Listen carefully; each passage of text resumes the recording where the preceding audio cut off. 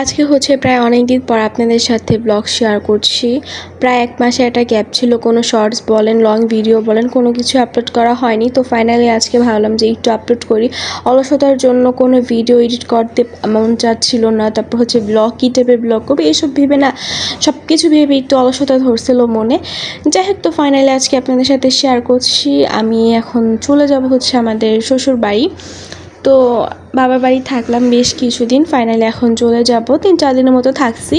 তো এখানে আমার হাজব্যান্ড এসেছে দুপুরে নিতে, তো আমরা খাওয়া দাওয়া করে হচ্ছে চলে যাব, যেহেতু কাছেই। তো লাঞ্চের পরেই আর কি ভেবেছি যাব খাওয়া দাওয়া করে। এই যে এখানে হচ্ছে আম্মু মেনুতে রেখেছিল হচ্ছে রোস্ট আর পোলাও। পোলাওটা অনেক বেশি মজা হয়েছে, গাজর দিয়ে কম তেল দিয়ে রান্না করা হয়েছে। রোস্টটাও একটু ঝাল রোস্ট ছিল, ভালোই লাগছে, মজার ছিল। আর এই যে এখানে আম্মু হচ্ছে আমাদের সুন্দর করে ডেকোরেশন করেছে। আমারটা এত বেশি ডেকোরেশন করে, আমার হাজব্যান্ডটা করে দিছে, একটা মরিচ দিছে সাথে, তারপর শসা এগুলো দিয়ে ডেকোরেশন করে দিচ্ছে রেস্টুরেন্টের মতো। আমার আম্মু আমার যাই মানে সব কিছু একটু স্পেশাল করার ট্রাই করে, যে আজকে একটু পোলাও রান্না করছি রেস্টুরেন্টের মতো কী করে বাটি দিয়ে আর কি দেয়। যাই হোক, তো সব কিছু মিলিয়ে মজার ছিল অনেক। তো খাওয়া দাওয়া করে হচ্ছে আমরা এখন চলে যাব। তো এই যে এখানে রোস্টটা একেবারে মাখিয়ে নিয়েছি। আমার না মানে রোস্টে যে ঝোল আছে সেই ঝোল দিয়ে আমি এতটা খেতে পাই না। আমি মানে পোলাও আর রোস্ট যদি হয় তাহলে সেখানে আমি মাংসটা নিই, মানে ঝোল দিয়ে আর কি খেতে পাই না। দ্যাটস আমি অল্প ঝোল নিই। আর এই যে হাড্ডি কে পছন্দ করেন তাই একটু কমেন্ট বক্সে জানিয়ে যাবেন।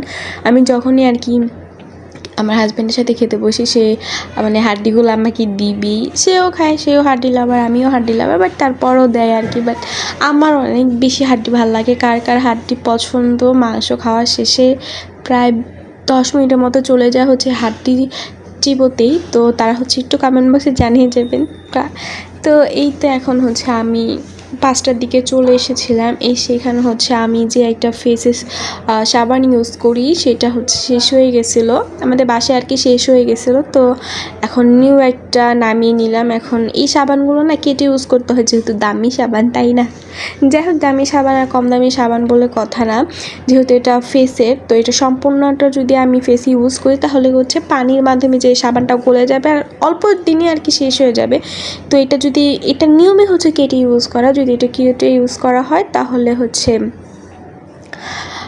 বেশি দিন আর কি যায়। তো এটা আমি 4 টুকরো করব, তো এর জন্য আর কি সমান সমান করে একবারে মেপে নিতেছিলাম, একেবারে সমান যাতে হয়, কোনোটা যদি কম বেশি না হয়। তো 4 টুকরা করবো এখানে, তো সেইগুলো হচ্ছে কাটছিলাম।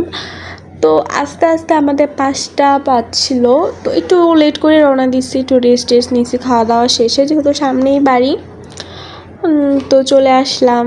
এখন এই যে আমার এখানে আবার একটু হাতে খোঁচা লাগছিলো ছুরির মাধ্যমে একটু কাটতে গিয়ে, যেহেতু আমি আর কি ভিডিও করার জন্য খাটের উপরেই বসেছি আর কি কাটার জন্য। নর্মালি হচ্ছে আমি টেবিলে বা হচ্ছে কাটিং যে বোর্ডগুলো থাকে সেগুলোতে করি। তো ভিডিও করার জন্য আর ওইখানে যাওয়ার এতটা আমার এনার্জি নেই, তো আমি এখানে করতেছি। আর এই যে এই সাবানটার নাম হচ্ছে কোজিক সান। এই সাবানটা অনেক ভালো, আমি 4 মাস ধরে ইউজ করতেছি, অনেক ভালো।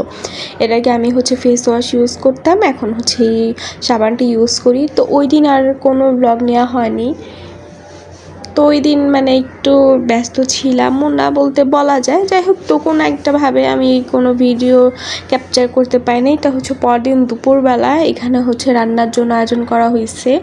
তা আমি রান্না করব না, এখানে আমি একেবারে কেটে রেডি করে রেখেছি। জাস্ট এখানে হচ্ছে পেঁপে ভাজি করা হবে।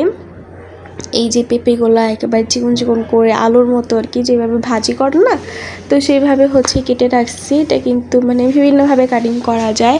আর এই যে এখানে হচ্ছে কাঁঠাল বিচির ভর্তার জন্য পেঁয়াজ ভেজে রাখছি, আজকে কাঁঠাল বিচির ভর্তা করা হবে। তারপর হচ্ছে গরুর মাংস আর পেঁপে ভাজি। আর এই যে এখানে সকালের খিচুড়ি ছিল, সেটা অল্প একটু ছিল, তো আমি এটা উঠিয়ে রেখেছি।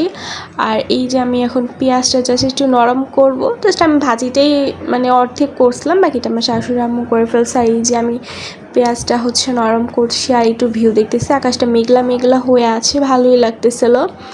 আর এই যে ভাজি প্রায় শেষ পর্যায়ে, এখন জাস্ট ঢেকে দেব, সিদ্ধ হওয়ার পালা।